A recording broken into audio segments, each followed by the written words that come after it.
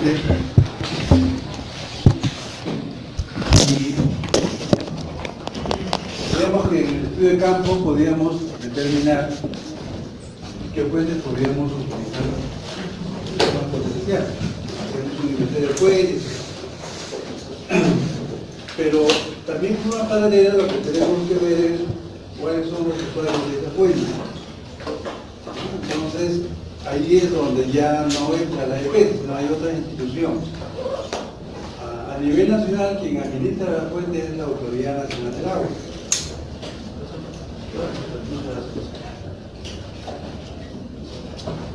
¿Qué faculta a esta para poder gestionar todo el recurso que hay a nivel nacional? Lo que no está claro es quién administra el agua del mar. Acá estamos hablando básicamente del agua subterránea y del agua superficial. Todo esto está en el marco de la Ley General de Recursos Hídricos y su reglamento. A nivel nacional es la autoridad administrativa del agua, lo hace a través de cuencas. Pero en cada una de estas hay una autoridad local, que se llama el ARA. Es la que se encarga directamente de administrar en la cuenca. Entonces, una vez que se identifica la cuenca, no se va al ANA, sino se va al ARA. Como el ARA es parte del ANA, ahí no hay problema.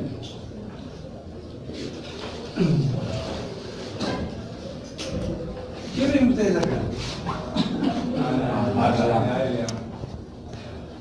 ¿Y no están algo aquí? ¿Algo que les llama la atención? ¿Paréntesis? Déjate de nuevo el paréntesis.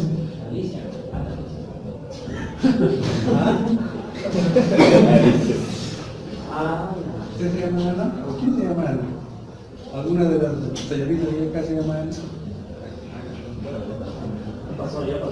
¿Ya pasó? Ana.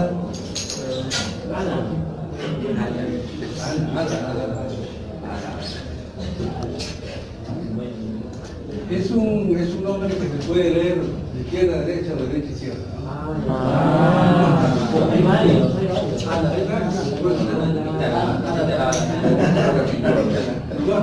Ahí está la latina, lo van a su lado, luego regresa y dice lo mismo.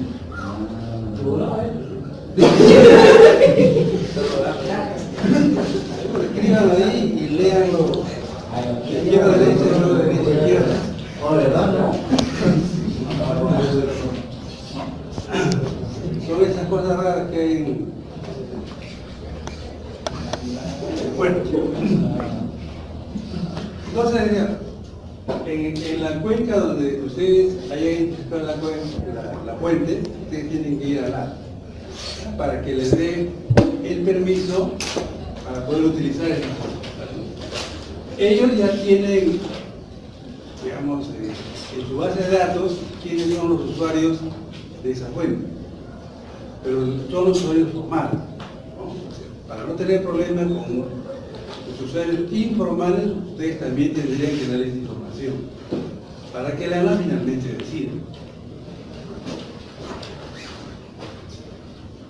Bueno, esas son las cuencas que hay a nivel nacional. Pero el ANA, ¿qué es lo que gestiona?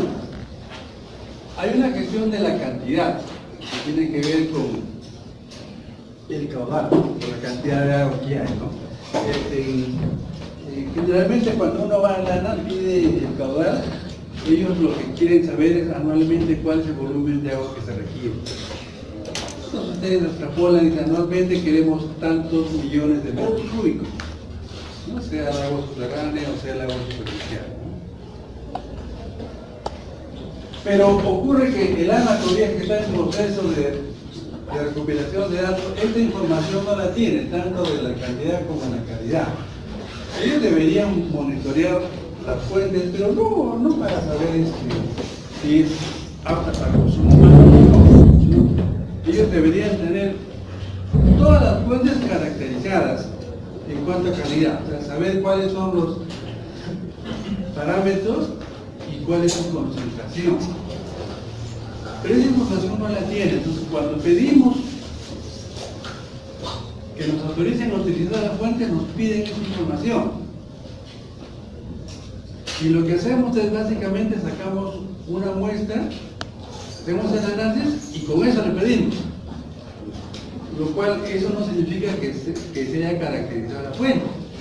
Algunos parámetros de repente no van a cambiar, otros pueden cambiar a lo largo del año. Pero le vamos a hacer problemas. Con esa información identifica la fuente y le da determinada categoría. Y le dice, usted puede utilizar esta fuente con un tratamiento convencional. O usted puede utilizar esta fuente para consumo humano, pero con un tratamiento avanzado.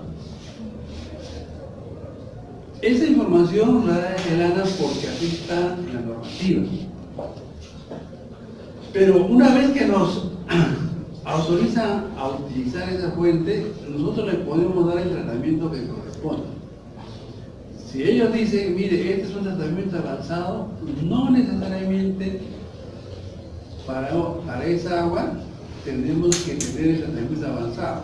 De repente con un tratamiento convencional es suficiente para transformarla en agua potable. No, esa es la tecnología que hay. Lo que sí nos interesa más de eso, no es que nos indique el tratamiento, sino cuánto de agua podemos disponer.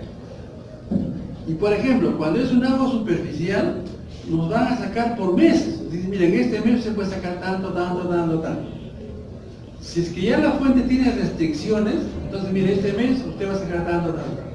Pero si la fuente no tiene ninguna restricción, hay suficiente cantidad de agua, decir, bueno, usted este mes va a sacar tanto, el otro mes tanto, la misma cantidad, o digamos, la cantidad mensual va a ser similar. ¿Y por qué es similar? Porque no es igual.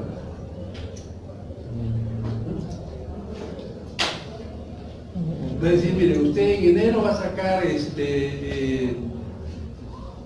10 millones de metros cúbicos, en febrero va a sacar 9.6 millones de metros cúbicos. ¿Por qué? Y en febrero usted va a sacar 10 millones de metros cúbicos. En abril va a sacar 9.8. En mayo 10 millones de metros cúbicos. ¿Por qué?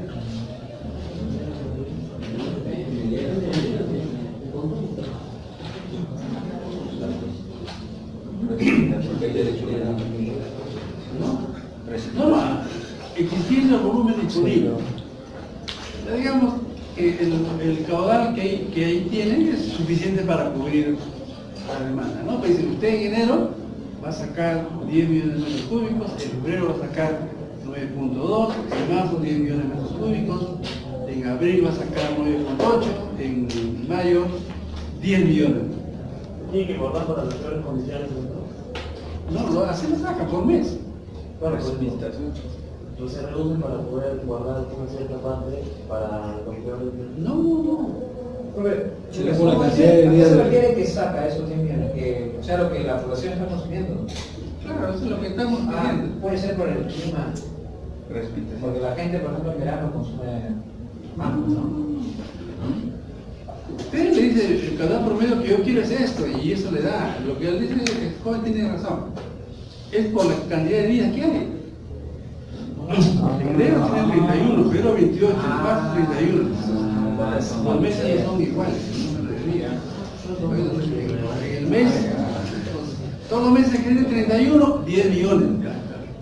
Los meses que tienen 30, 9.8. El día de febrero que tiene 28, 9.3.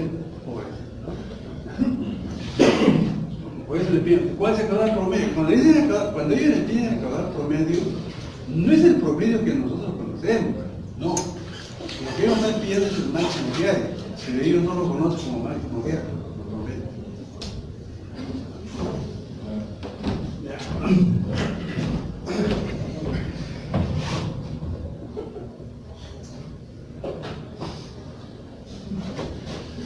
¿Cómo identificamos la calidad de la fuente? ¿Cómo vamos a determinar la calidad de la fuente, ¿no? Digamos, estamos en esto de pedir información al ANA. Una vez que hemos identificado la fuente, ahora tenemos que caracterizar. Y hay una diferente caracterización por una fuente existente y nueva.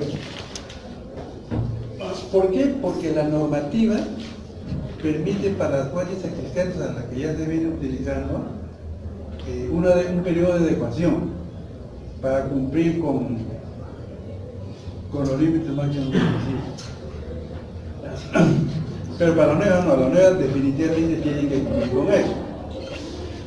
Entonces, para tener una idea de qué es lo que hay ahí, vamos a tratar de encontrar información que ya otras empresas han determinado, ¿no? Como la propia IPS, el Ministerio de Salud, el ANA, que puede haber sacado alguna información, el gobierno regional, el gobierno local, que han hecho algunos estudios y han considerado esa fuente. Entonces tenemos ahí información. Pero también podemos saber en forma indirecta cuál podría ser la calidad si logramos identificar cuáles son las actividades económicas que hay en la zona y si esas de alguna forma descargan los efluentes a este curso de agua. Si es así, entonces hay una contaminación de esas actividades, ¿no? Puede ser minerías, puede ser agricultura. En la agricultura, ¿el riego por goteo contamina el acuífero o no lo contamina? El riego por goteo, ¿contamina el acuífero o no lo contamina? O sea, hay, para poder regar, hay por inundación, ¿no? Que le echamos agua por todos los surcos, o por goteo.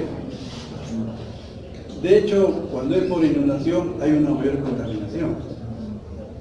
Por goteo hay una contaminación en el tiempo. No se presenta, digamos, en el corto plazo, no hay esa contaminación. Se puede manifestar en el mediano o en el largo plazo. En cambio, cuando es por inundación, sí, rápidamente se puede contaminar, ¿no? Bueno, y ahora ha salido todo este tema de los pesticidas, ¿no? Lo que ocurrió en Ayacucho. Ya por ahí hay programas radiales, aquellos que todavía escuchan radio convencional. ¿Escuchaste radio convencional? ¿No? Ya no. ¿Por qué no? No sé, ¿No profe, escuchas radio, no. A veces de Filarmonía, Radio Planeta, pero nada de noticias. ¿Radio qué? Filarmonía o Planeta. Radio Planeta, ¿cómo es eso? ¿Qué dice Radio Planeta y acá la chica se sonríe? Bueno, en Noruega ya no hay radio convencional. O sea, radio convencional es el aparatito que conocemos como radio, ¿no? Pero ya desapareció, bueno, el AM ya había desaparecido hace tiempo. Y este fin de semana ya le han dado de baja al FM. Entonces, a la frecuencia modulada, pues, ya no hay eso. En Noruega, ¿no? Acá todavía. Entonces, usted quiere escuchar radio, es vía internet. Vía internet. Eso va a llegar en un momento acá.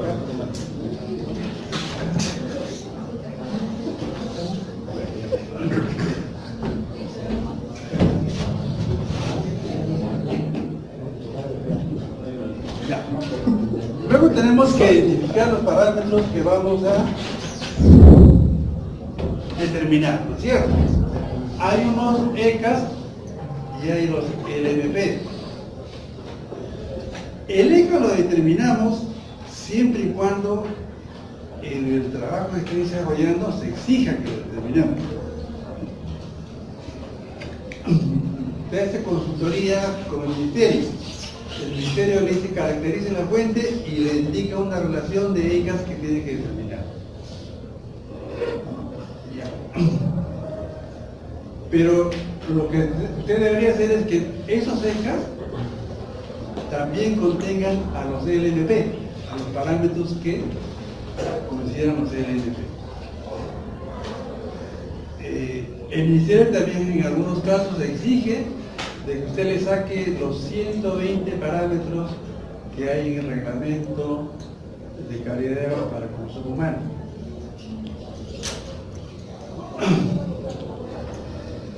Ingeniero, ese análisis o ese protocolo de cantidad de parámetros ¿va a ser por única vez o eso va a ser durante la vida del proyecto? A ver, hay varias etapas. Cuando se hace el proyecto, se hace por una vez. Y ese resultado sirve solamente para el proyecto. ¿No? Está haciendo usted suscribir el proyecto, ya, sirve el proyecto. Y seguramente si luego viene a hacer el estudio de factibilidad, también es lo mismo. Saca esos parámetros y sirven para hacer el estudio de factibilidad. El estudio definitivo no se hace, pero si la empresa lo pide, usted saca esa información solamente para el estudio definitivo. Pero luego, cuando viene la etapa de operación y mantenimiento, ahí es otra cosa. Ahí ya lo que hicieron el proyecto ya no están. Entonces, es la EPS la que asume eso. Pues ahí lo que se recomienda en estos casos es que primero se haga un listado de los 120. Luego investigue en el entorno cuáles son los parámetros que podrían presentarse. Y digamos, de los 120 seguramente los inorgánicos desaparecen, o los orgánicos desaparecen. Y nos quedamos con el número tradicional de parámetros. Son alrededor de 20, 25 parámetros. Pero aún así, con esos parámetros, de repente hay algunos que no se presentan, o de repente son muy bajos. De repente tienen una concentración de cloruro muy bajo, tienen arsénico también muy bajo, no hay plomo, no hay cambio, que sale en esa primera investigación y no los hace. Pero que no los haga no significa que ya no lo va a volver a hacer, sino digamos que lo vuelve a tomar cada cierto periodo, por decir cada año. Cada año hago una distribución, a ver si algo ha cambiado en esa cuenca y tengo que controlar ese parámetro. Pero no es que cada vez que va a controlar usted la calidad del agua, hace todos los parámetros. No. Al principio sí. Luego con esa información decide qué parámetros va a ir controlando en el tiempo. Entonces, lo que hay que buscar es que todos los LMP estén contenidos entre los secos y nos sacamos solamente un resultado, ¿no? Que es válido para los dos. Entonces, hasta ahí tenemos identificados los parámetros. Ahora, ¿qué parámetros son? ¿Cuáles son los parámetros tradicionales que hay? Aquí tenemos 120 parámetros, aquí hay alrededor de 30. Así es que fácilmente cada uno puede decir 4 parámetros. Pero 4, uno, suficiente, uno. Así que empecemos a esto. ¿Algún parámetro? Arsénico. Arsénico, sigue con esto. Sigue un parámetro.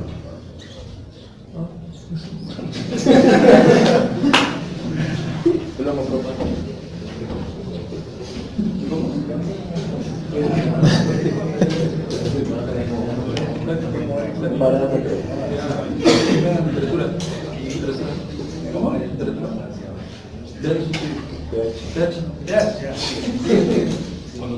Conductividad, sigue. El que repite pierde, sigue. Ah, ya veía, pero...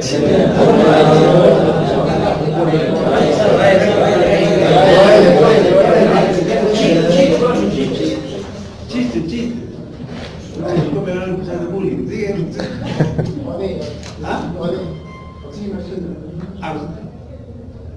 No, ese es en agua residual. Sigue. Humedad. Cloruro.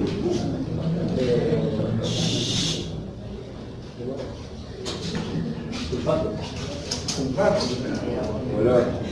Olor. Plomo. Olor.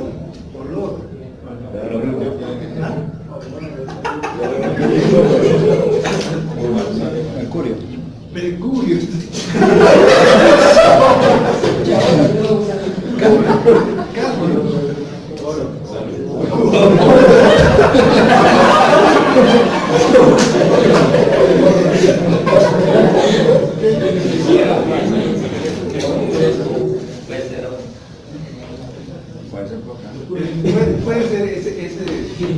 tiene unos juegos interesantes. En este creo que podemos hacerlo. ¿A alguien le gusta la computación? Ya, por ejemplo, ¿ustedes han visto esos juegos que salen donde uno aprieta un cuadrito, sale una figura, luego por acá aprieta otro cuadrito, sale otra figura, y son iguales, se desaparecen? O sea, ahora, ¿no? Usted aprieta acá, sale plum. A ver, ¿quién puede hacer ese jueguito y ya no se olvida del burro?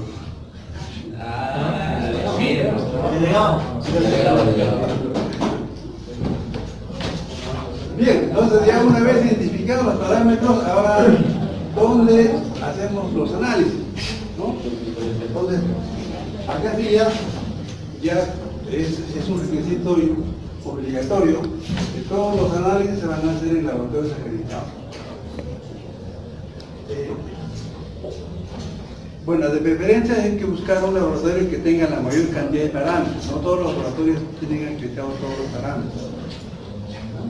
Ese listado lo sacamos del INACAP, pero en el INACAP ahí está la relación de laboratorios acreditados, ¿no? Que tienen acreditación vigente, entonces ya tienen ustedes ahí sus laboratorios donde enviar las muestras.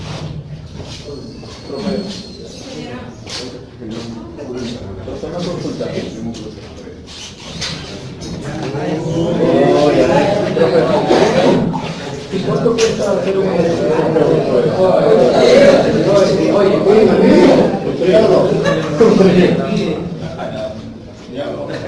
Van dos y terminan tres.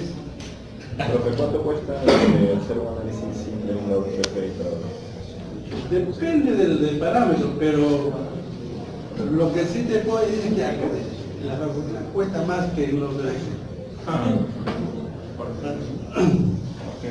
Hay análisis que cuestan 15 soles, 30 soles, 120, depende del parámetro.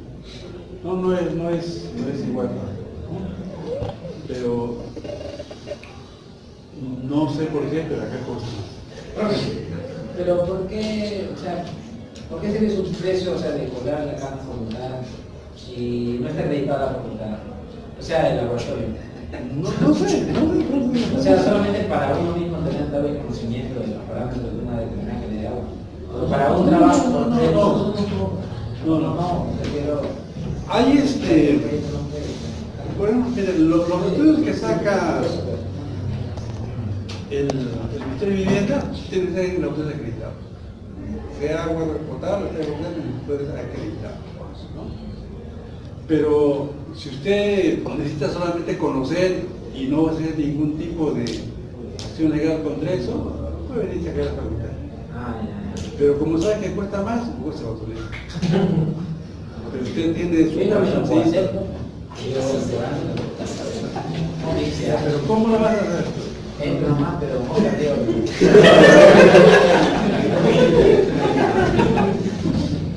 Miren,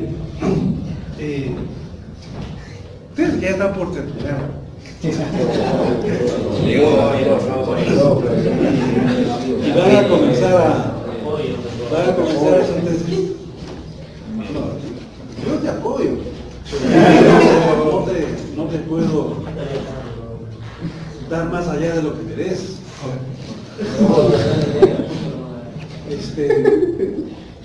Lo que usted hace un momento ha comentado es un tema que se ha comentado algunas veces en el consejo. ¿Hasta qué punto los jóvenes que están haciendo sus tesis vienen a hacer los análisis y los resultados son correctos? O sea, el hecho de que usted haya llevado su curso de análisis de agua hace 3 años, ¿puede ser?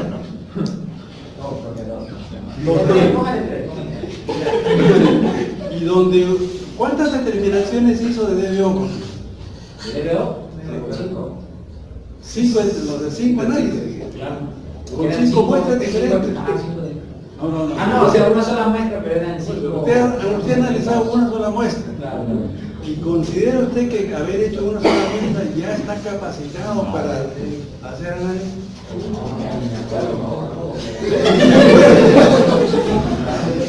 En cambio, los que están en esto de acreditación, a esos señores les toman un examen. están preparados, digamos, académicamente para hacer ese tipo de análisis. Entonces los jovencitos que están haciendo sus tesis traen su muestra, hacen sus ensayos, pero realmente ¿son confiables esos ensayos? Es una pregunta clave. Porque a partir de ahí van a concluir con su tesis, con su investigación que están haciendo. Los resultados que van a obtener realmente son confiables. ¿Por qué mejor esos resultados no los hace un laboratorio acreditado? Gestión económica. Se supone que ustedes son egresados. Mientras estaban estudiantes, bueno, pueden haber otras condiciones, pero ya han egresado. Ahora, hace poco hay un jovencito que de lejos se observa que los datos que ha presentado son fraudulentos. De lejos. Entonces, eso ha motivado de que, ¿cómo están actuando los otros jóvenes? No lo sabemos. No le puedo decir, no, pero yo ya sé cómo es el jovencito. Yo sé, me meten cuando yo lo hago. No se trata de eso. Entonces, para el momento en que ustedes van a hacer su tesis, esperemos que todavía esto siga así. Si no, van a tener un poco de complicación. Bien. Ahora, ya una vez identificado el laboratorio, coordinamos con el laboratorio cómo va a ser esto de la toma de muestras. Nos tiene que dar una serie de estudiantes, más en agua residual que en agua potable, pero también nos tiene que dar todos los frascos para poder tomar las muestras. No es que usted va y compra sus frasquitos, no. Ya eso ya pasó la historia. Antes usted iba y agarraba una toalla gaseosa y traía su muestra y lo da a los laboratorios. No, ya los laboratorios ya no les reciben este tipo de cosas, ¿no? Ellos entregan sus recipientes para que usted tome muestra y lleve, ¿no? En todo caso, usted tiene que tener un recipiente que sea confiable. O sea, si usted trae una botella gaseosa,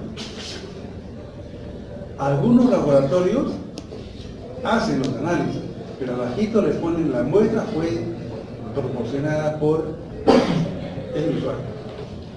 Si ellos no se responsabilizan por la muestra, si la muestra fue mala, no es el problema de ellos, sino es de quien llevó la muestra.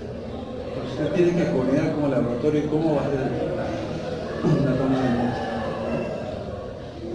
Si usted va a identificar los puntos de muestreo y va a definir si es una muestra simple o muestra compuesta.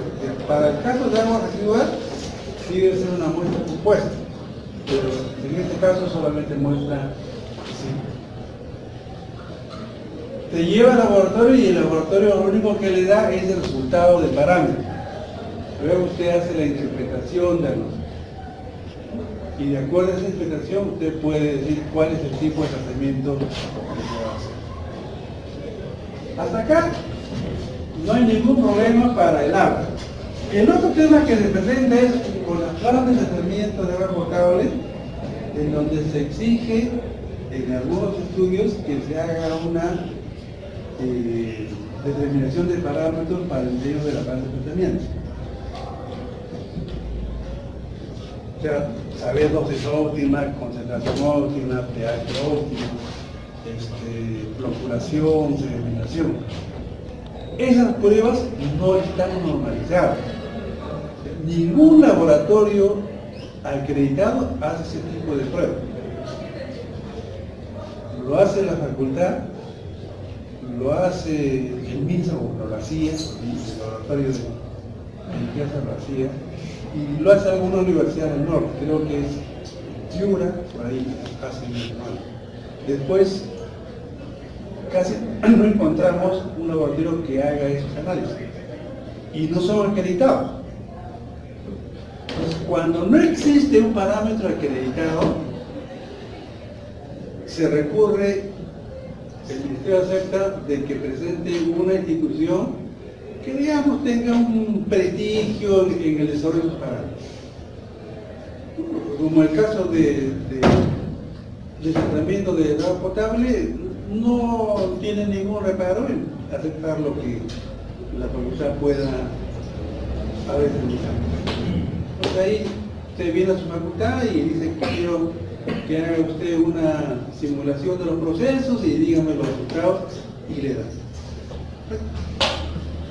Ahora, vamos a suponer de que el agua tiene algún contenido de arsénico y usted dice que el arsénico, ese contenido se puede remover en una planta convencional. Usted tiene que demostrar que efectivamente eso se puede hacer. ¿Cómo va a hacer eso? Se agarra el agua cruda, ¿no? Lo manda a un laboratorio acreditado para que determinen cuál es el nivel de arsénico. Esa misma agua lo somete a una prueba de jarras y luego al final de ese proceso sale una determinada calidad de agua. Esa agua lo lleva anualmente a ese laboratorio acreditado para que determinen el contenido arsénico. Ahí usted está demostrando que este proceso vale y que ese tratamiento convencional es suficiente para poder remover, en este caso, el arsénico. Si usted dice, no, si lo puede remover, ¿cómo sabe que lo puede remover? No, usted tiene que demostrar que lo puede remover. Pues digamos, hace una prueba con cloro férrico, no, digamos con sulfato de aluminio no sale el asunto. Hace todas las pruebas, combina todo, no sale. Entonces, hace con cloro férrico y sale. Entonces usted tiene que demostrar. ¿Qué floculante va a utilizar? Perdón, ¿qué coagulante va a utilizar? Las concentraciones que debe emplear y si hay necesidad de hacer un pretratamiento. Si dice ya, vamos a modificar el pH o vamos a hacer una precloración, ¿cuánto tenemos que agregar de cloro? Eso también sale del laboratorio. Entonces, todas esas cositas lo tiene usted que demostrar, ¿no? Y los análisis lo tienen que hacer con una prueba acreditada. No el proceso, por eso no está acreditado, pero sí el inicio y sí el final. O sea, que le traigan una prueba de jarras y le digan, como esto voy a remover arsénico, ahí tiene que estar, acompañado con los otros resultados, al inicio cuál es la concentración de arsénico y al final. Y solamente así puede usted demostrar. Si no está eso, es una prueba de jarras que sirve para poder remover básicamente el turbidez. Eso tiene que estar aquí. Usted no puede decir, sí, con esa calidad fácilmente se puede remover arsénico. No, tienen que demostrar. Ya, entonces, hasta ahí hemos hablado de la calidad de la fuente. Ahora nos interesa otro parámetro, que es la cantidad. En este caso, el caudal.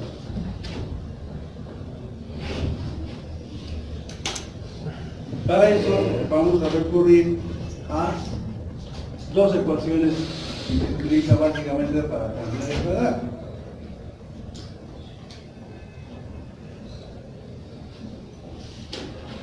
La primera, cuando lo relacionamos el volumen con el tiempo. Tenemos que el volumen pasa en la unidad de tiempo. Y la otra es con la ecuación de la continuidad, cuál es la velocidad y en qué área está pasando esa velocidad promedio, y ahí sale el caudal, ¿no? Entonces, esas dos ecuaciones vamos a ver cómo las aplicamos en cada caso.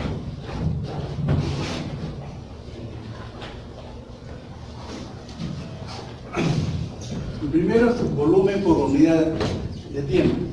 El volumen por unidad de tiempo significa que usted va a agarrar un recipiente y va a captar el agua que está corriendo por esa fuente.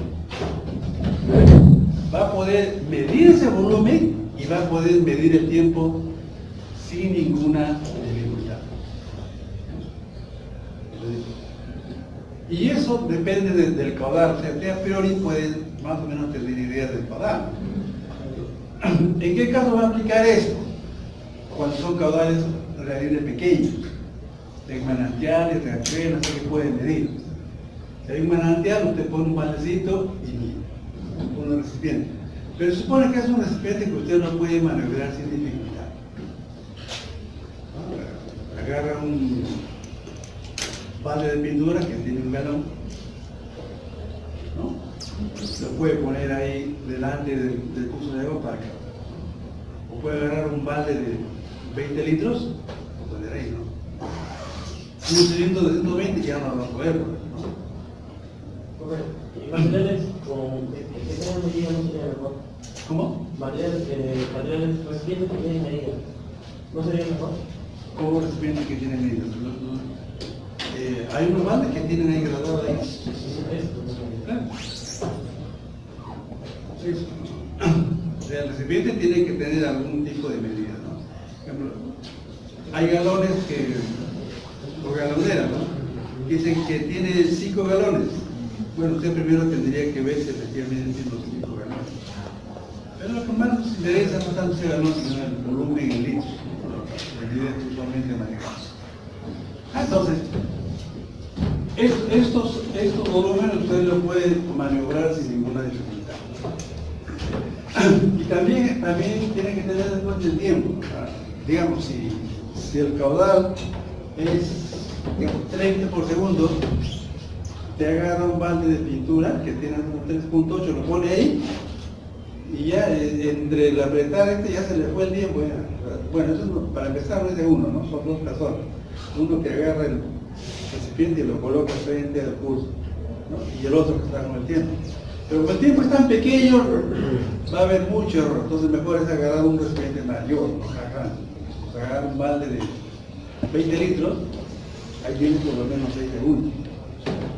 Entonces, un tiempo que debe estar dentro de ese orden para poderlo medir con relativa tranquilidad y tengamos resultados más confiables. ¿Cuánto mínimo tiene que hacer las mediciones? Porque si yo mido la primera, no lo dejo hacer la jugada. Bueno, estadísticamente debe ser 15. Debe ser 15. Entonces, claro, de repente, miren, también depende mucho de quién está revisando eso. En el ministerio hay casos, ¿no? Donde hay uno que acepta con una medición. A veces dice, no, esto no vale.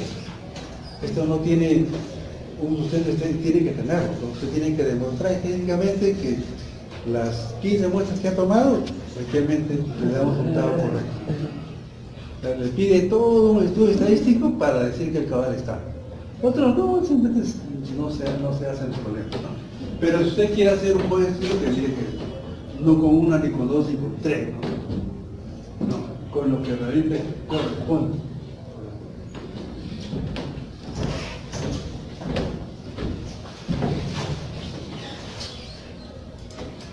Por ejemplo ahí, ¿no? Ahí lo que han hecho es el riachuelo lo han desviado, orientado, le han puesto una canaletita metálica y lo hacen caer donde un balde. O sea, usted puede hacer su manantial, no es que el manantial usted lo va a ir y lo va a captar ahí, no. Lo puede hacer circular por un pequeño riachuelo, un pequeño canalito que usted lo hace y lo orienta. Claro, pero para eso tiene que tener alguna condición.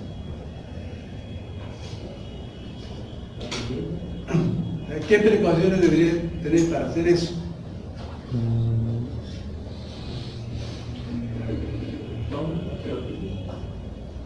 Todo el agua que se está captando tiene que pasar por esa manera. Todo el agua que sale del manantial, digamos, usted lo encausa, por un determinado, ¿no? Por un determinado canal que usted está haciendo, ¿no? Pero lo que debe asegurar es que ese canal se sature, porque las primeras de agua lo que van a hacer es elevar la temperatura.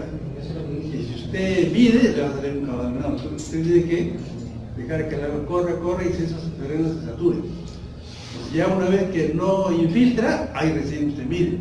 Y ese es el valor que va a estar.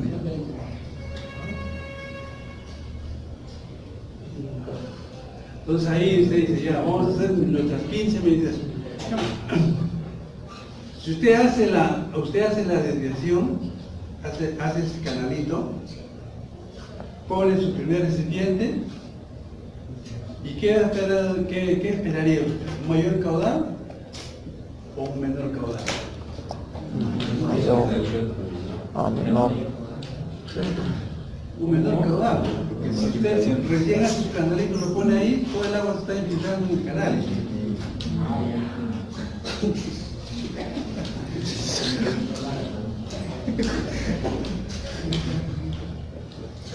¿Se ha entendido? ¿Está claro?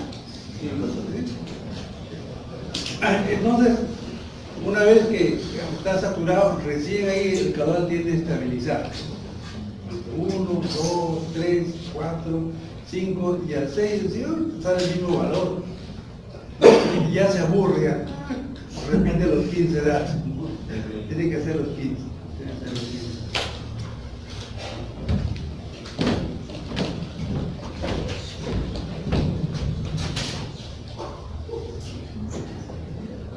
Ya, el otro es volumen por unidad, por unidad de tiempo. Pero si la fuente tuviera pues, un mayor caudal, entonces lo que vamos a hacer es cerca a la fuente hacemos un recipiente, ¿no? Construimos, hacemos un hueco de una forma geométrica tal que podamos determinar su volumen, ¿no? Y igualito que en el caso de esa canaleta, lo dejamos que se sature, se lo llenamos ahí, ¿no? Al otro día lo que hacemos es vaciamos eso, ¿no? Y ahí sí lo llenamos, y ahí sí vamos a controlar el volumen y el tiempo, ¿no? Y de ahí sacamos el caudal.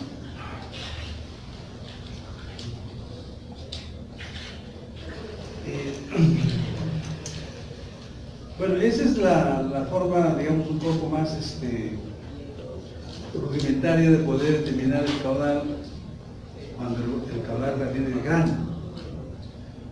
Porque si fuera así, hago un canalito y ahí le pongo un correctómetro y listo. Y mido el caudal sin ningún problema. Más fácil, ¿no? Me evito el hacer una excavación para poder medir el volumen. Ahí es otra tecnología, pero podemos hacer eso.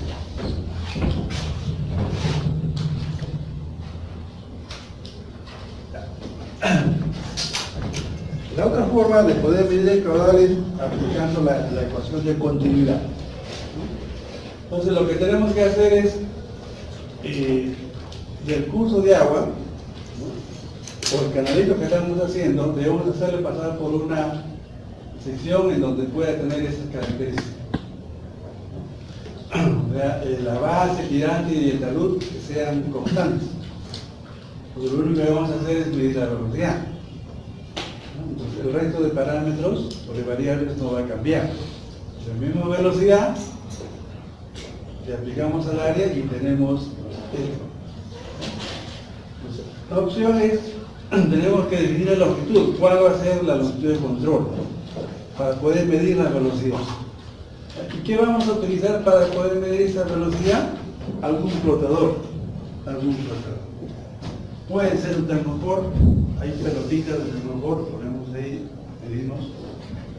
Puede ser algún líquido que, por ejemplo, si el aceite puede dar buenos resultados. ¿Creen ustedes que el aceite daría buenos resultados? Se expande.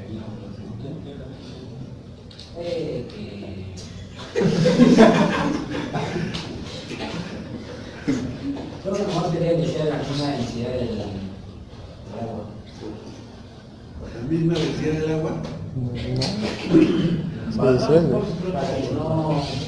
Se disuelve. Para que no se combine.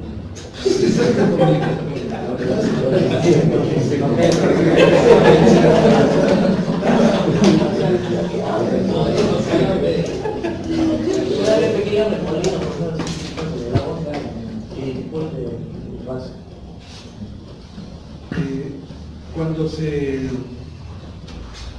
utilizan líquidos,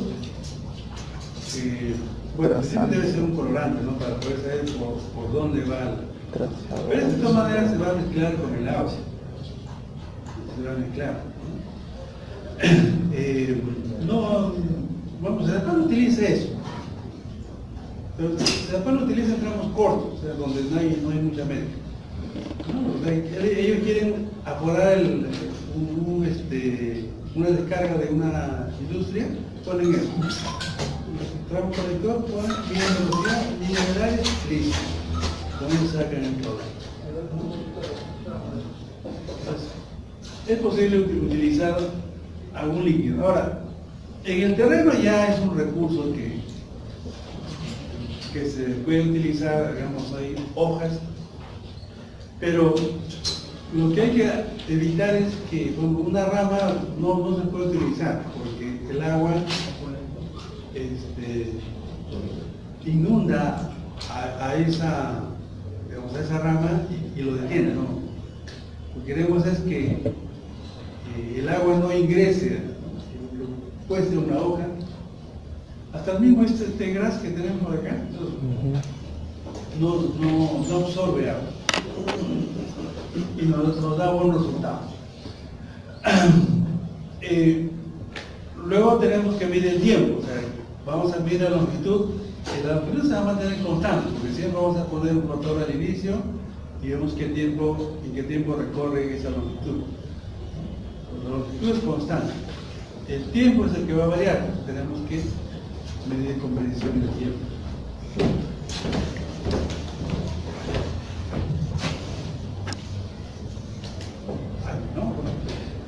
Una vez que de ese curso de agua hemos identificado cuál es el tramo donde tiene la sección constante, ¿no? Identificamos cuál es la longitud. Pero, como decía su compañero, lo que debemos evitar es que existan algunos remolinos en ese tramo que hemos seleccionado. Entonces, eso lo hacemos poniendo varios flotadores y vemos que esos avances sin ningún problema, ¿no? Pero puede ocurrir que de repente en parte del cauce exista alguna turbulencia, llega el flotador y comienza a girar, ¿no? Comienza a girar, no avanza. Entonces, lo que debemos hacer es eliminar lo que origina esa turbulencia, y seguramente que en el fondo hay algo irregular, ¿no? Hay alguna piedra, alguna vegetación, la eliminamos y ya queda totalmente libre, ¿no? O sea, el portador debe ir del punto 1 al punto 2 libremente, ¿no? Sin ningún tipo de interferencia. Ahí no hay que poner un bigafite de papel y...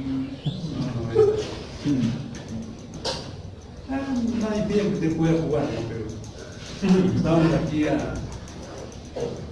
¿ustedes han hecho esos barquitos que tienen una hélice? Ustedes son otra generación, pues ya no. Hay juegos que ustedes ya no conocen. Como golpe, ¿no? Trompo, por ejemplo.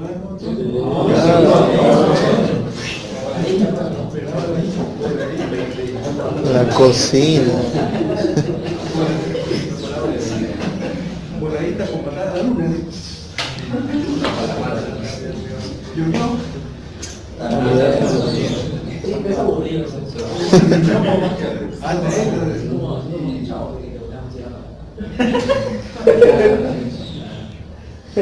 Bueno, no sé cómo usted le llamará, pero en tiempo le llamaban canga. ¿Qué es eso? ¿Cómo era? ¿Cómo es el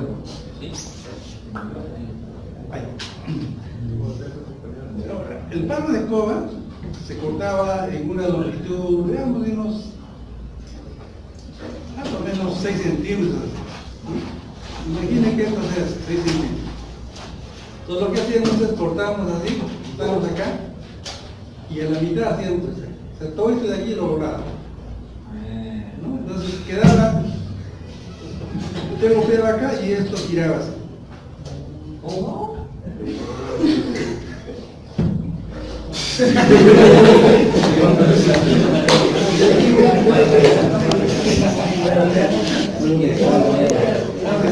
perfil quedaba así.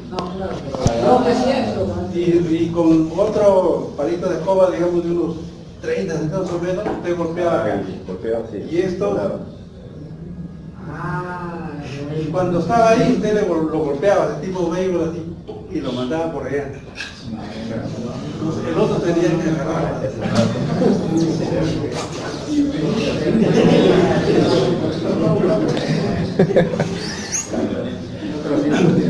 Así, igualito como acá, ¿no? Cada uno se ponía en una esquina y eso no.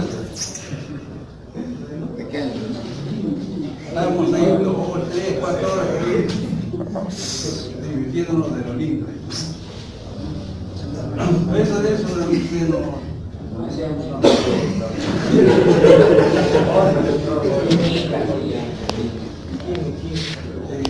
En estos periodos, en estos meses, en agosto, pues, era tradicional comer.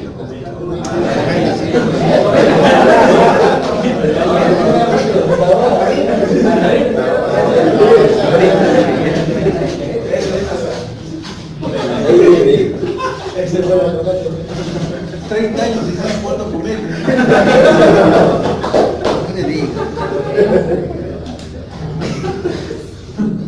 No sabía,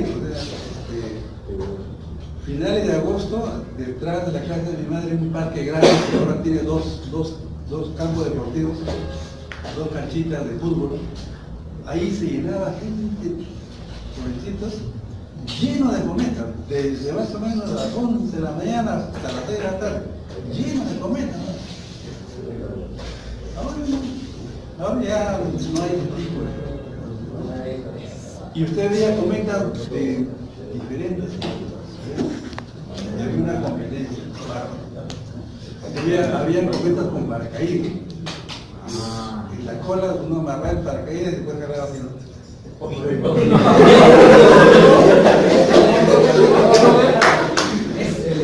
Ya cae para que ya cae. Él dice, ya sale, ¿no?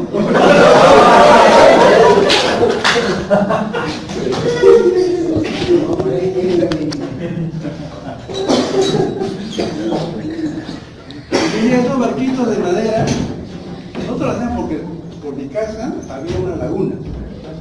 Nos íbamos a la laguna.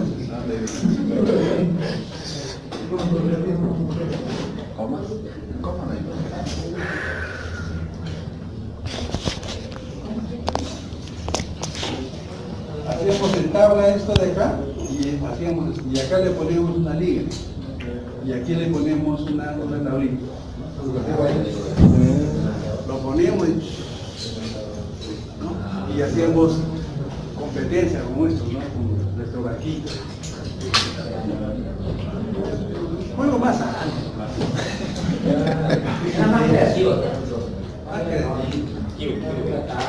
que no había otra cosa que no había que enseñar hasta que ya con estos barquitos lo comienzan a vender ya como otros remotos. Los drones, ¿no? Ahora juegan con el dron. Bueno, entonces usted ahí le pone el flotador en uno y tiene el tiempo que llega hasta el punto 2, ¿no? Claro, pero usted tiene que verificar que el flotador vaya pues lo más lineal posible, ¿no? Lo más recto posible, ¿no? Si se comienza a desviar, lo deja de lado y pone otro flotador, ¿no? Entonces ahí va a tener también sus 15 datos de qué, de tiempo, ¿no es cierto? Supone que la longitud es constante. Ya, ¿y usted qué saca? ¿El promedio de velocidad o el promedio de tiempo? Tiempo, no de velocidad, de tiempo. Usted saca el promedio de tiempo. Y eso le aplica esa longitud y saca su velocidad promedio. Le aplica al área y ya tiene usted el cálculo.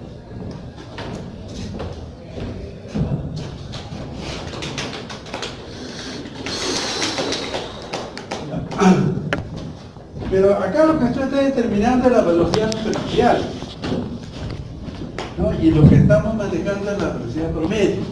Bueno, en términos hidráulicos, más o menos la velocidad promedio es el 80% de la velocidad superficial. Si usted, velocidad superficial en el centro del ancho del canal, entonces usted por favor pone en el centro y se va hasta otro centro.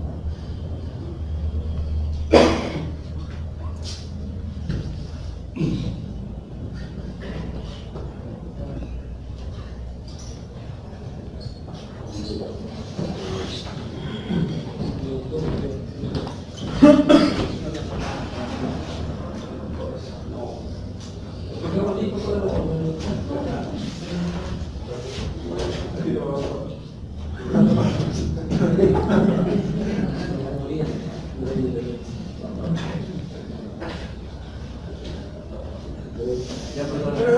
pues, acá hay 20 teléfonos, no puede ser una foto, otra foto, luego... ¿Cuál es el archivo? Ustedes no comparten archivos. No comparten archivos, pero sí comparten respuestas.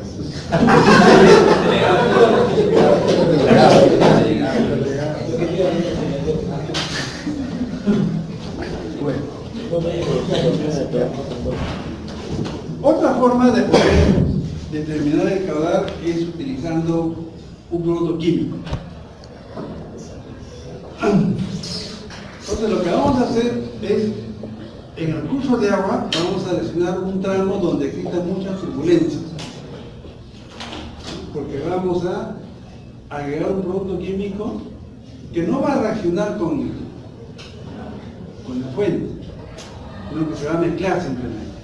Entonces tenemos que asegurar que exista una mezcla completa. Entonces, ¿qué producto podemos utilizar? ¿Qué producto químico podemos utilizar? Lo común es cloruro. Pero hay otros productos que también se pueden utilizar, ¿no? Como por ejemplo usted puede utilizar arsénico. No problema, puede utilizar. El arsénico no se va a mezclar con los productos que puede haber en el agua, pero creo que no utilizamos eso, más fácil, más sencillo y más barato que utilizar. No estaríamos contaminando, pero queríamos hacer. ¿De qué concentración?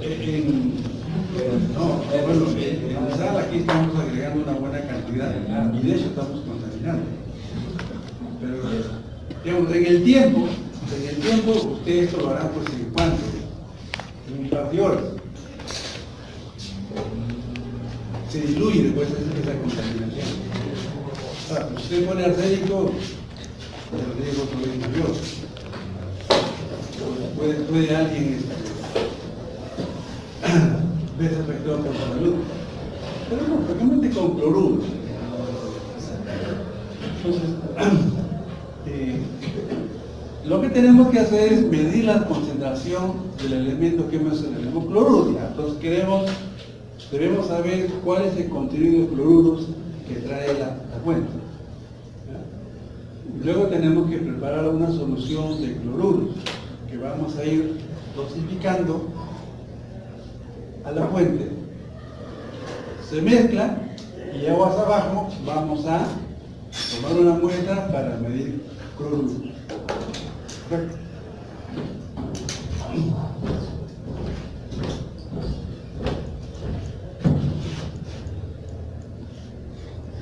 Bueno, la sustancia no debe reaccionar a extra. Tiene que haber una alta concentración, es decir, por lo menos 10 gramos por litro.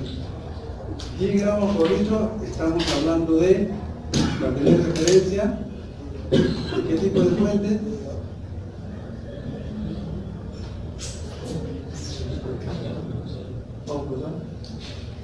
Hay 10 gramos por litro de cloruro, estamos hablando de qué fuente, más o menos. Pozo de ¿Ah?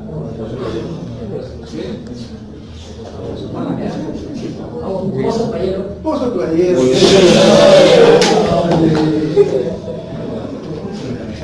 Hay en todas. Ahí empieza,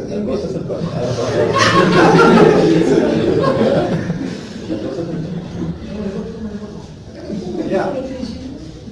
Y el caudal que debemos aplicar debe ser de ese orden, de medio litro por segundo. Entonces vamos a preparar una solución en un determinado recipiente y de ese recipiente debe salir de ese orden. Lo tenemos que generar para que salga eso, ¿no? Entonces vamos a preparar una solución de tal forma de que tengamos alrededor de 250 litros. Estamos hablando de un cilindro. Ahí preparamos una solución y vamos a agregar con un caudal de ese orden para poder lograr la mezcla completa.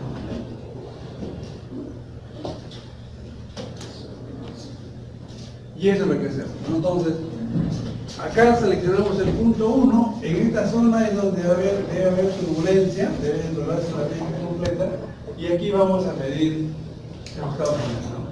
Aquí que bueno vamos a tener de la fuente. Esta concentración la conocemos, hemos tomado una muestra de la fuente y analizamos la cantidad de cloruros, este no lo conocemos, el Q no lo conocemos. Pero aquí le vamos a agregar este de acá. Esta es la concentración de sal, ¿no? Con un caudal determinado, digamos 0.5 litros por segundo, y una concentración 10 gramos por litro, que viene a ser 10.000 miligramos por litro. ¿Correcto? Vamos agregando permanentemente este caudal, aquí se mezcla y acá medimos la cosa, ¿no? Lo que vamos a tener aquí es una concentración de la mezcla. De la muestra que vamos a sacar acá, lo llevamos al laboratorio y nos va a dar la concentración de la mezcla. Pero también ahí, en esa concentración de la mezcla, ha intervenido el Q mayúscula, el caudal de la fuente, y el Q minúscula, el caudal que se ha ido agregando a esa zona. Lo que vamos a hacer ahí es simplemente igualar masa, en este caso la masa de los cloruros, ¿no? Aquí hay una determinada masa y aquí debe haber. ¿Cuáles son los errores que podríamos tener ahí?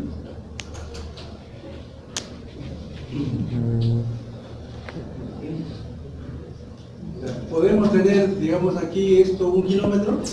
No. ¿Por qué no?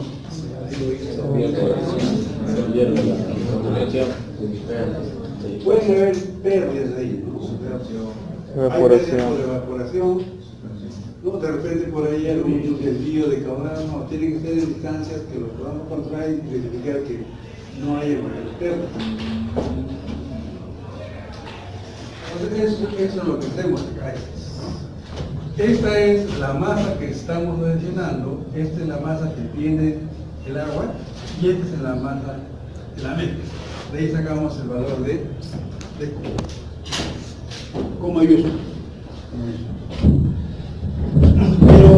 Pero aquí tenemos que estar seguros de que efectivamente se ha producido la mezcla completa.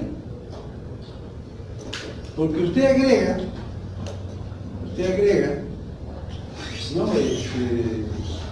Los cloruros, y la persona que está en el punto 2 le dice, mira, ya comencé a agregar, y él toma la muestra.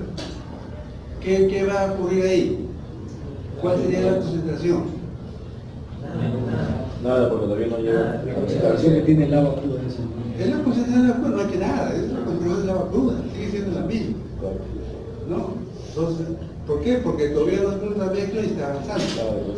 Ya. Pero como esta es una mezcla, no va a avanzar para que nos dé esa concentración de la mezcla. Si tomamos acá y asumimos que esa es la concentración de la mezcla, nos va a salir un caudal mayor o menor. Con respecto a este de acá, ¿no? Con respecto a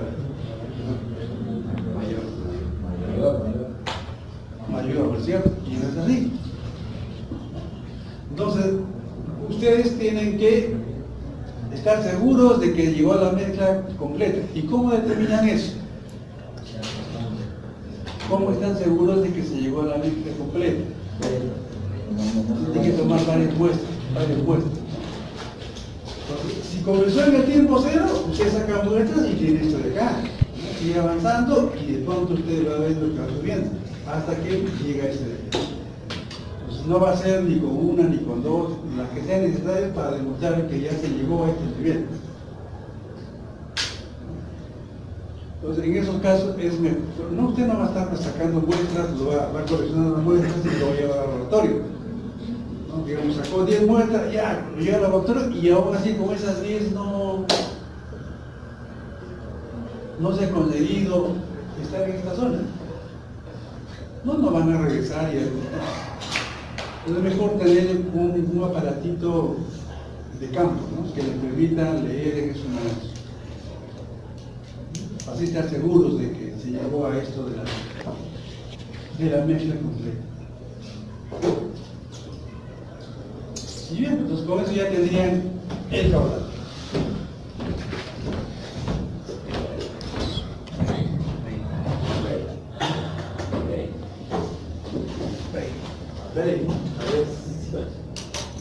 Ya, sabe.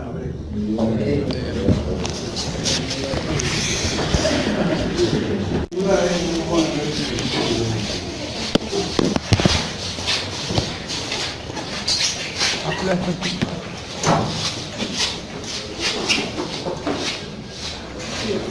otra forma de poder medir el caudal es utilizando un vertedero. Y dentro de este vertedero lo más común es el rectangular o el triangular. Dentro del triangular los vertederos de 90 grados. Entonces, ¿qué es lo que tenemos que hacer primero? Tener una idea de cuál es el caudal que se va a poner, porque de acuerdo a eso vamos a elegir el vertedero. Realmente los triangulares son para caudales pequeños, 5 litros, 10 litros, 15 litros, por ahí puede utilizarse un vertedero triangular. ¿No? Caudales mayores ya podemos utilizar un vertedero rectangular. Entonces lo que vamos a hacer aquí es la fuente, digamos, no vamos a encauzarlo si es que no tiene el cauce. Por ejemplo, un vertedero, no, un manantial, ¿no? Lo llevamos hacia una canaleta, ¿no? Y ahí le podemos poner un vertedero. ¿No? Pues si es una sequía, podemos poner el vertedero. Pero si es agua que está por ahí dispersa, ¿no? Pues la podemos juntar en una sola canaleta y ahí le ponemos el vertedero, ¿no? Entonces tenemos que hacer un pequeño canal por donde va a circular el agua y ahí le vamos a poner el vertedero. Y siendo un caudal nuevo, digamos, ¿no? Que estamos construyendo para ese fin, lo que debemos hacer es dejar que el agua corra hasta que se sature el terreno, ¿no? Y así poder medir cuál es el verdadero caudal.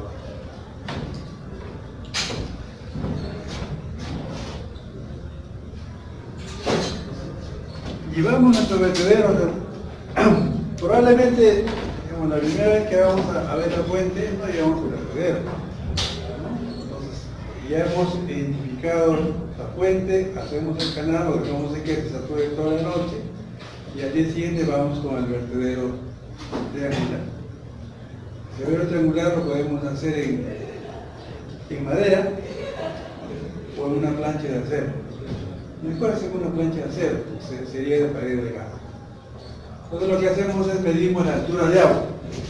La altura de agua que hay con respecto a la cresta del vertedero. ¿No? La cresta del vertedero. Y aquí hasta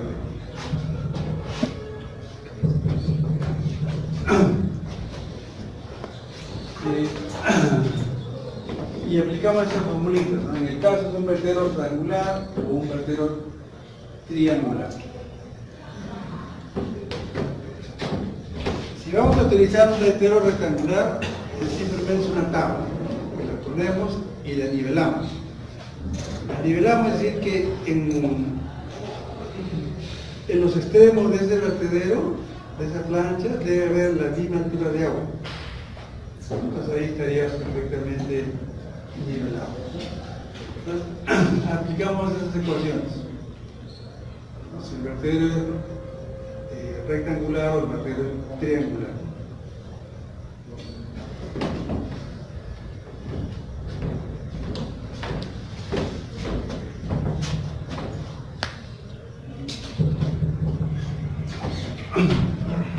Hasta ahí hemos utilizado nuevos recursos fácilmente de poder conseguir que no generan mayores costos. Pero si queremos utilizar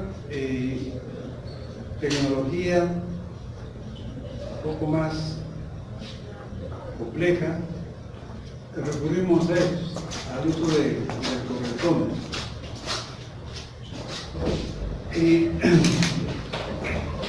Lo que vamos a hacer, lo que habíamos visto de poner un vertedero, de poner flotador o de poner un producto químico, realmente son fuentes que tienen pequeño caudal. De repente 100 litros, 100 litros podemos medirlos sin mayor dificultad.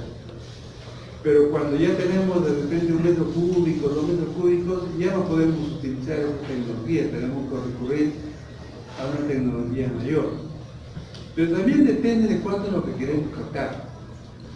Por ejemplo, si tenemos un canal que tiene pues un ancho, digamos, de 3 metros, y así en forma gruesa, llevamos el caudal y sale, por decir, 2 metros cúbicos, y de ahí queremos sacar 50 litros, con esa información es suficiente. Ya no necesitamos profundizar más el análisis del caudal, porque la diferencia es tan enorme que cualquier falla que podamos haber tenido en el momento de terminar el caudal, el rango es tan grande que desaparece. Pero si tenemos una fuente en la cual sacamos 100 litros, ¿no?, como caudal, y queremos 100 litros, ahí tenemos que tener la certeza de que los 100 litros que hemos terminado efectivamente es el rendimiento de la fuente. Porque si de repente no son 100, son 90, luego vamos a tener dificultades. Dependiendo de la cantidad de caudal que queramos captar y del caudal que nos da en la fuente, utilizaremos la tecnología. Pues investigaremos un poco más para saber el caudal que hay ahí. Entonces, cuando la fuente ya tiene pues 2, 3, 4 metros, ya no vamos a utilizar vertederos, ya no vamos a usar recipientes, nada de eso, ni flotadores. Ahí utilizamos esta tecnología, un correntómetro, ¿no?, para poder medir ya no la velocidad no puntual en el curso de agua, sino en varios puntos del ancho de esa fuente, tanto en forma horizontal como en forma vertical, ¿no? Entonces, estos equipos podemos alquilar uno de ellos. Vamos. Se basan en este principio. Acá al final hay una hélice. Le ponemos ahí un bulto de agua, ¿no?, y el agua lo que hace es poner esa hélice. Y en función a la vuelta que da en este dispositivo aparece la velocidad. No mide caudal, mide velocidad. Entonces, para eso primero tenemos que seccionar el agua, ¿no? Ahí tenemos el cauce, entonces tenemos que establecer cuántas secciones vamos a realizar, ¿no? Pueden ser, digamos, si tiene poco espejo de agua, entonces pueden ser solamente muestras horizontales, pero también pueden ser muestras en forma vertical. Entonces, lo que hacemos es a una cuadrícula, digamos, horizontal y en forma vertical. Y en cada punto tenemos que ir determinando la velocidad. Esta ecuación nos da una forma rápida de poder investigar el caudal. Le medimos la velocidad a 0.2 del fondo y luego a 0.8, y el promedio sería la velocidad promedio en esa zona, en esa de acá, ¿no? Digamos que es esta sección, ¿no? Mido la velocidad 0.2, mido la velocidad 0.8 y el promedio vendría a ser el promedio, la velocidad promedio en esta zona, ¿no? En esa zona. Listo. Esa velocidad promedio se multiplica por esta área, ¿no? Y tengo el caudal en esa zona. Se suman todos y tendríamos el caudal de toda la zona. Es, digamos, una forma rápida de poder sacar el caudal.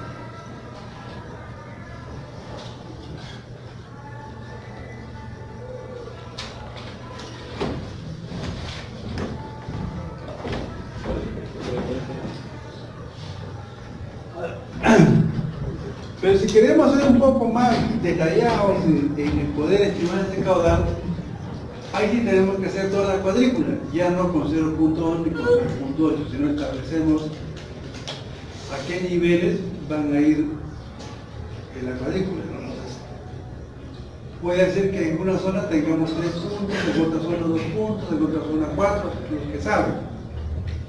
Entonces lo que hacemos es medimos la velocidad en cada una de estas cuadrículas.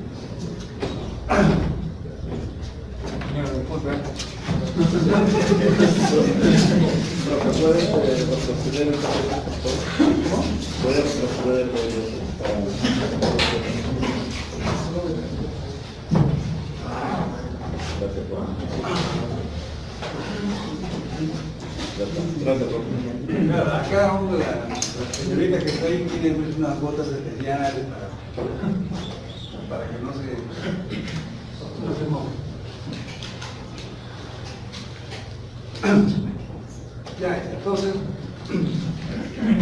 hacemos una cuadrícula horizontal y vertical, establecemos determinadas áreas y en esas áreas vamos a medir la velocidad, ¿no? Entonces vamos con correntómetros. Si en esta sección tenemos 4 puntos, entonces vamos poniendo el correntómetro en cada punto y medimos 4 velocidades, ¿no? Luego pasamos a la siguiente y así. Entonces lo que tenemos son puntos, ¿no? Entonces esta cuadrícula con una determinada velocidad.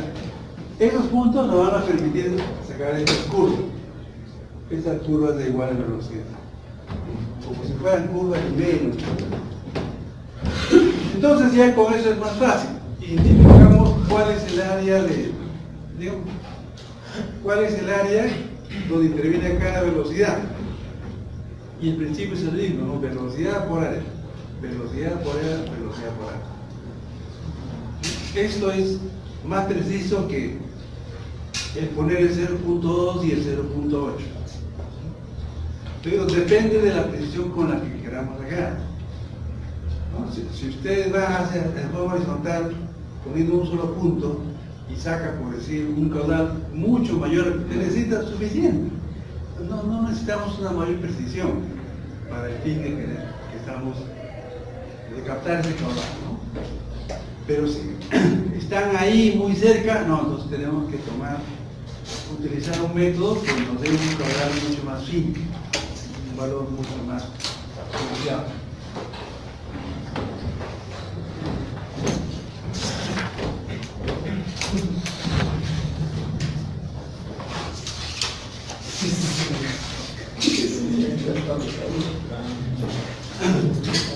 Ya. ¿Cuántas mediciones vamos a hacer? Ahí, estadísticamente debería ser 15. En las prácticas podemos hacer 3. Pero depende de lo que hemos encontrado.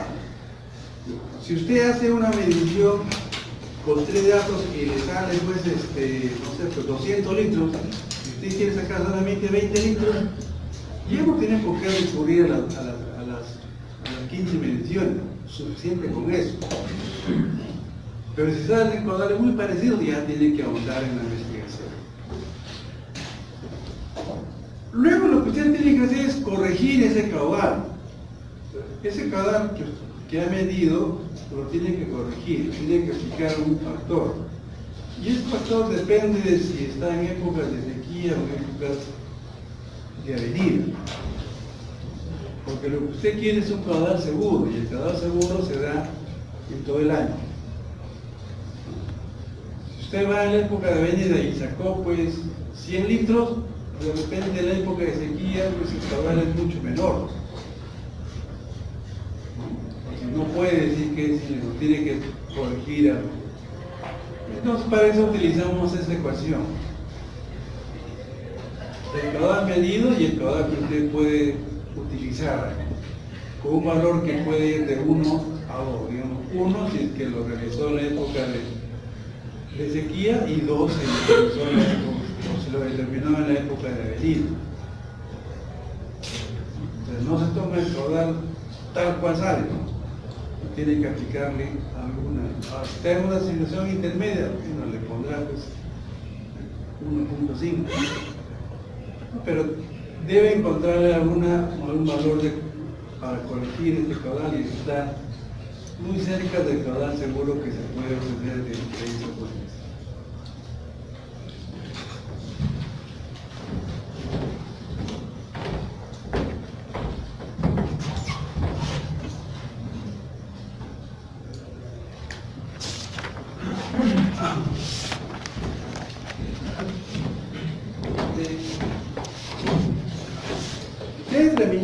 Se ha determinado un caudal Pero este caudal no necesariamente es lo que se puede utilizar. Ahora hay que investigar cuál sería el caudal disponible de ese caudal que hemos aforado. Pero es, digamos, en las fuentes que realmente están comprometidas con otros usuarios. Porque si usted encuentra un manantial y nadie está utilizando ese manantial, usted puede utilizar todo el manantial. Y siendo usted, si utiliza el manantial, ¿tiene que tener algún caudal ecológico? ¿Se debe tener en cuenta el caudal ecológico? A ver, el señor Castro. En el caso de manantial, primero tendríamos que definir qué es caudal ecológico.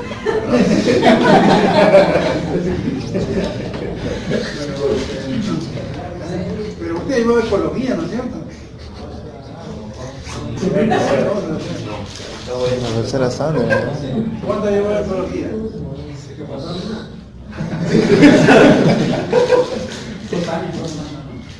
Todo lo llevó hace 2 años.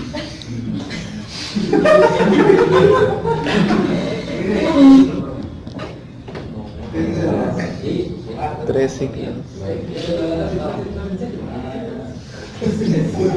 Si es el quinto, estamos en el octavo, contando esto, o sea, hace 1 año y medio, ¿no? ¿Por qué me dice 2 años? ¿De qué 2 años? Yo estoy en 10º, profe.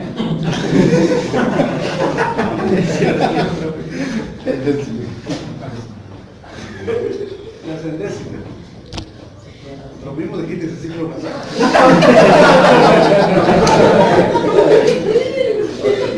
Ahora sí, profe. Y espero que el siguiente ciclo no diga lo mismo. Somos regulación. Bueno, en el caso de manantial no, pues. Ahí no hay caudal ecológico. Hay caudal ecológico en las aguas que son correntías superficiales. Ahí llega el caudal, ¿no?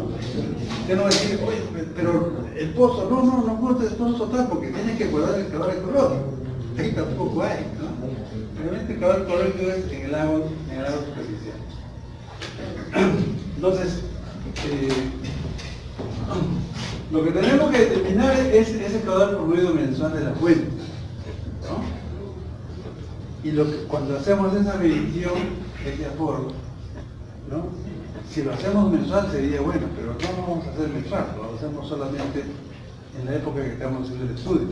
Pero lo corregimos y con eso diríamos, ya este es un caudal seguro, puede ser un caudal mensual. Con esos caudales promedio mensuales o corrigiendo el caudal que hemos encontrado, vamos a tener un caudal promedio anual de la fuente. Es decir, como si fuera un caudal plano a lo largo del año. Un tarifa plano, igual caudal plano a lo largo del año. Ese sería el caudal promedio que se presenta en esa fuente. Luego un caudal ecológico. Y acá, a falta de información, podemos considerar un 10% de ese caudal. Del caudal promedio de la fuente. Luego tenemos el caudal de la demanda futura de la población.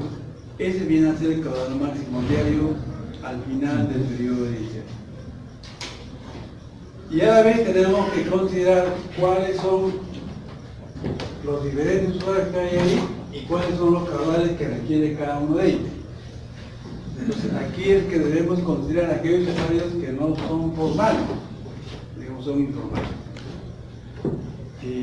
Quitarles el derecho del agua porque sencillamente no están registrados en el ANA, vamos a tener un problema social terrible. Entonces todos esos caudales debemos tenerlos a la mano para poder saber cuánto es lo que podemos disponer de esa fuente.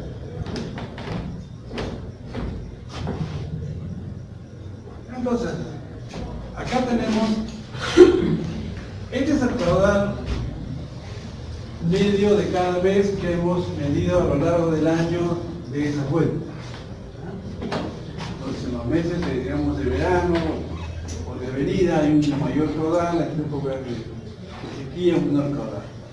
Con todos esos caudales le aplicamos el promedio, sería eso, ¿no? Y este viene a ser el caudal promedio o plano, ¿no? A lo largo del año. Entonces, con respecto a este promedio, hay meses que superan eso.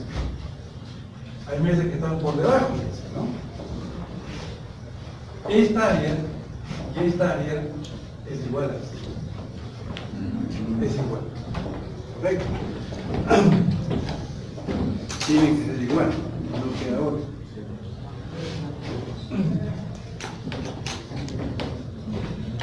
Eso es lo que debemos sacar de la fuente que la vamos a añadir. Ahora, a eso comenzamos a agregarle el resto de los caudales que hemos determinado. Entonces tenemos el caudal ecológico. Acá está el ecológico.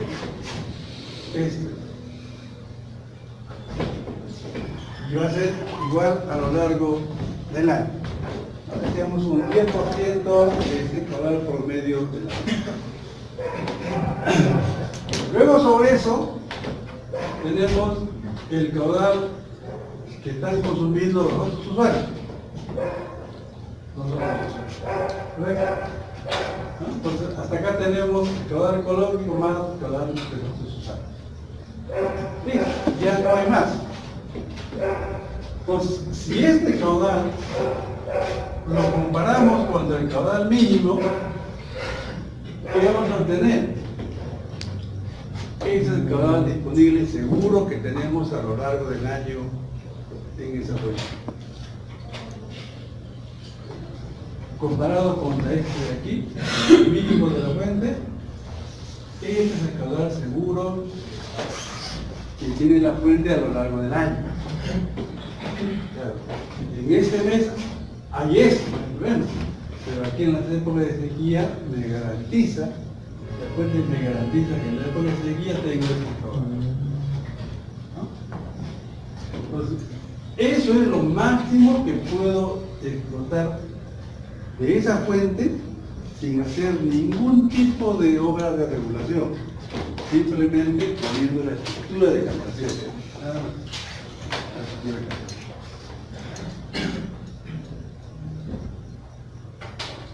Entonces, ¿qué significa? Llegado este mes de acá, ustedes van al río y ¿qué es lo que van a encontrar? ¿Hay agua? Sí. ¿Qué agua hay? Entonces, van ustedes, acá está su estructura de captación, digamos, se van algunos metros aguas abajo, después de la estructura de captación, y aquí hay agua o no hay agua. No. ¿Qué dice? No hay. No, porque es lo mismo que el otro lado. ¿Qué dice? ¿Cómo es? Usted hace una mímica media rara. ¿Qué dice? ¿Hay agua o no hay agua? No hay. Sí, Porque hacia este lado está lo mínimo que necesita. O sea, toda esa agua se tiene que consumir porque es lo que necesita para cubrir. No necesariamente. Pero esto va a haber. Va a haber el caudal ecológico, va a haber. Porque si no hay caudal ecológico, todo lo que está abajo seca, desaparece. Los usuarios, si el usuario está antes de la fuente, perdón, antes de su captación, entonces, ¿qué caudal llegaría aquí? Llegaría solamente esto y parte de esto. No todo, ¿no? Parte de esto. ¿Por qué? Porque esto ya ha sido derivado antes. Pero si estos usuarios están después, entonces, ¿qué va a llegar a este punto? Esto y parte de esto. O sea, no va a estar seco, ¿no? Dependiendo de, por lo menos por el caudal ecológico no va a estar seco, salvo que sea en el último tramo de ese río, lo cual es poco probable, no estaría seco. ¿No? Este caudal puede estar dependiendo de su posición relativa con respecto a la captación. Aguas arriba o aguas abajo. Ya.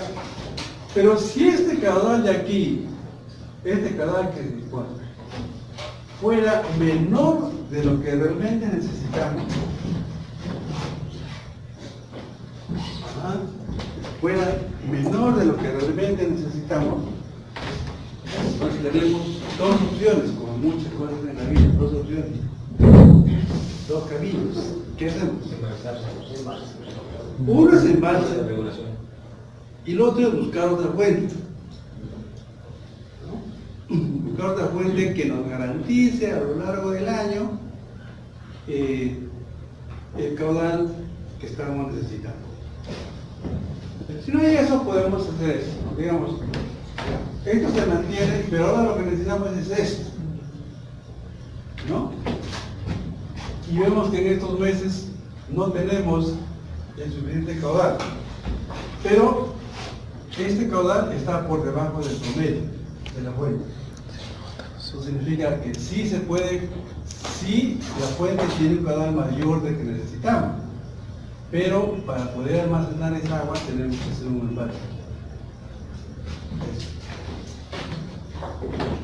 Para poder cubrir estos meses hay que hacer un embalse. Acá no hay problema porque el caudal que da la fuente es esto. Acá hay un exceso. Entonces, parte de este exceso va a venir aquí y lo utilizamos. Cuando estamos en este mes, en septiembre, ¿cuál sería el volumen de agua que hay en el embalse? ¿Septiembre? ¿Septiembre?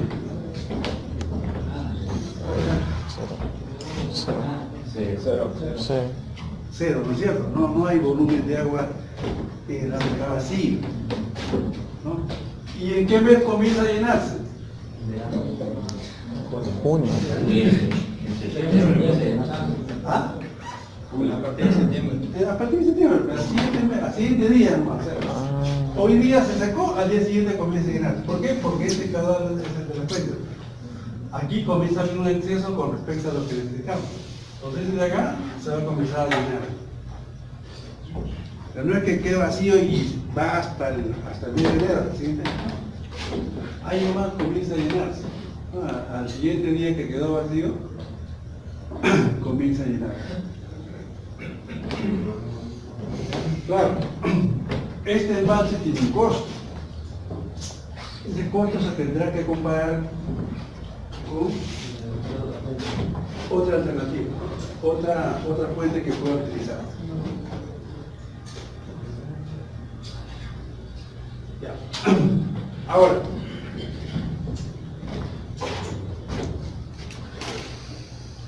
¿cuál sería lo máximo que podemos sacar de esa fuente? ¿Cuál sería lo máximo que podemos sacar de esa fuente para consumo humano? ¿No? Sería entre este de acá y este de acá. ¿Por qué? Porque este es el caudal promedio de la fuente a lo largo del año. Esto de acá está comprometido, entonces esta diferencia es lo que podemos sacar. Pero para poder utilizar todo eso, tenemos que pasar este de acá y este de acá. El embalse va a ser mayor. ¿Puedo repetir esa parte, por favor? ¿Cómo? Esa parte puede repetir, por favor. Ya. Lo máximo que podemos aprovechar de esta fuente es hasta este caudal promedio a lo largo del año de la fuente. O sea, esta línea, que viene a ser la sumatoria de todo lo demás, puede llegar a los máximos aquí. Cuando esta línea llega acá, significa que para consumo humano es esto menos esto, porque esto está comprometido. Entonces, este es el caudal que se puede aprovechar. Pero para poder aprovechar este caudal, tengo que enlazar todo. Todo lo tengo que enlazar. No puedo dejar nada libre. Entonces hay que construir ahí un reservorio para que almacene el agua cruda en este caso. ¿No? Y a lo largo del año lo vamos regulando. Entonces, el caudal, el volumen de agua que hay en exceso desde enero más o menos hasta mayo, todo ese volumen lo tengo que almacenar. Y luego lo voy consumiendo más o menos hasta mediados de octubre, noviembre, por ahí. En ese momento comienza a aparecer un caudal mayor en la fuente y lo tengo que almacenar.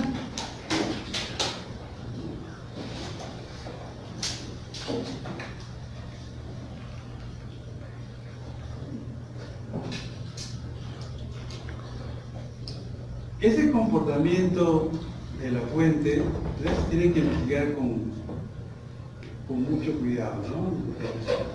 La información que podemos sacar en un año no significa que el siguiente se va a presentar igual. Va a ser diferente, puede ser mayor o puede ser menor.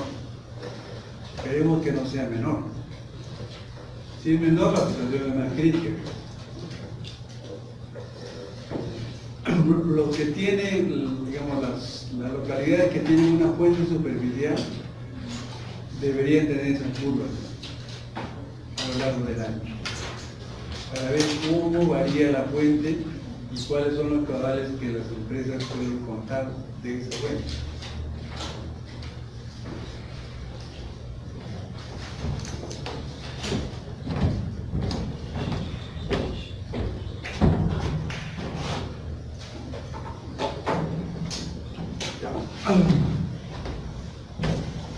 De forma similar también podemos utilizar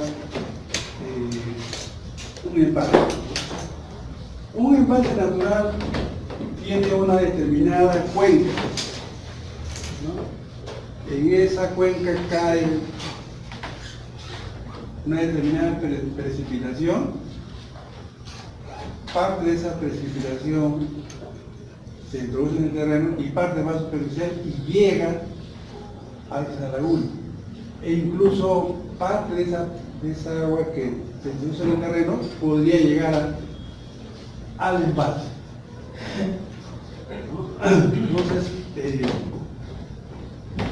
si la empresa quiere tener como fuente este embalse, lo que tiene que tener es un estudio. ¿Qué estudio es eso? Hidrológico, ¿no es cierto? Tiene que tener una estimación de cuál es la precipitación promedio que hay en esa zona. Porque en función de esa precipitación vas a ver cuál es el volumen de agua que llega a ese embalse. Pero para eso tienen que tener información histórica. Entonces aquí todos los conocimientos que han adquirido en hidrología, ¿no es cierto? Que usted lo llevó seguramente hace 2 años. lo tiene que aplicar, ¿no? Generalmente a veces no se encuentran algún fluviómetro dentro de la cuenca de ese embalse. Entonces recurre a los fluviómetros cercanos que hay, ¿no? Y por regresión va a tener una idea de cuál es la precipitación que hay en esa zona. Entonces, con esa precipitación usted estima cuál es el volumen de agua anual que va a llegar a esta cuenca. Hay un coeficiente de escorrentía, la intensidad de lluvia, que al fin y al cabo de velocidad por el área me da caudal. Entonces, igualito también como el caso de la fuente superficial, ¿no? Tengo que determinar un caudal ecológico o un volumen ecológico. ¿Cuántos son los usuarios que están utilizando esa fuente? ¿Qué caudal están utilizando o cuál es el volumen que utilizan? ¿No? Y tenemos nuestra demanda de la población. Entonces, cuando se hace un embalse, se trabaja con volumen, no con caudal como en el caso de la fuente superficial. Entonces, ese caudal promedio o esa demanda promedio la tenemos que llevar a volumen anual. ¿Cuál es el volumen anual de demanda? Ahí comparamos igualito. Igual como se hizo con la curva anterior, igual, ¿no? En esta cuenca cae un determinado volumen al año, listo. De ese volumen, ¿cuánto es para que el caudal ecológico cuánto de los otros usuarios y cuánto de lo que se dispone. Ya. ¿Qué otra información más tenemos que sacar? Sabemos que cae un determinado volumen. ¿Ese envase tiene volumen suficiente para poder almacenar todo ese volumen? Si es sí, entonces no hay que hacer nada. Si es no, tenemos que ampliar ese envase, ¿no? Entonces, ahí tenemos que determinar cuál es el volumen de ese envase. ¿Cómo lo hacemos eso? Bactimetría, ¿no es cierto? Pues, jovencito recién el ciclo pasado y otro por aquí. Entonces, la batimetría, que también igual a la topografía, solo que se encarga de determinar cómo varía la curva de nivel en el fondo de ese embalse. Con eso vamos a tener cuál es el volumen que tiene el embalse. En función a ese volumen y con el volumen de agua que cae en esa zona, en esa cuenca, veremos si hay necesidad de ampliar el embalse o con ese volumen es suficiente. Si hay que ampliar el embalse, significa que tenemos que elevar los diques, ¿no? El perímetro de ese embalse tenemos que elevarlo para poder captar todo el agua y tener disponibilidad dentro del año.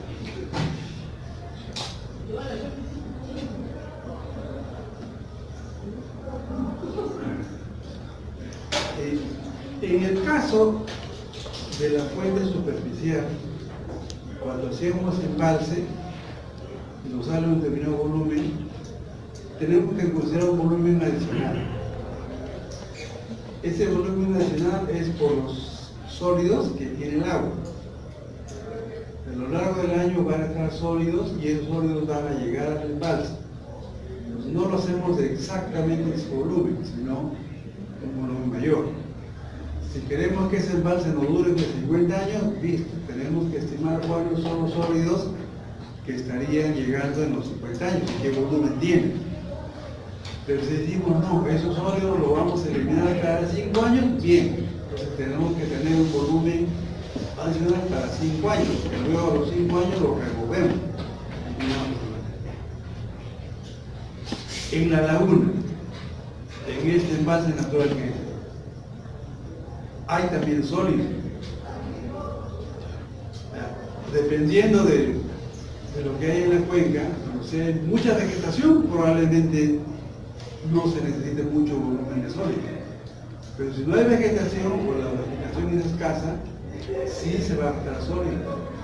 Entonces tenemos que considerar ese volumen generado por los sólidos, que en la fuente superficial es mayor que en el caso de los envases.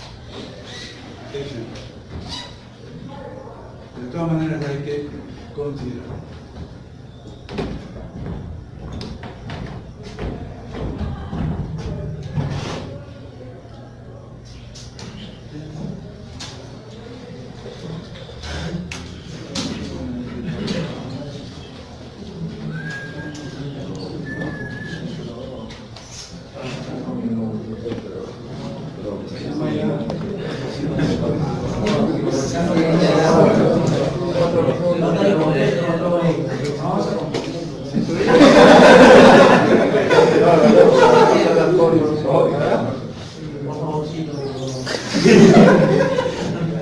¿Qué cosa? ¿Qué? Hay que ir para atrás. Pero todavía la noche es joven.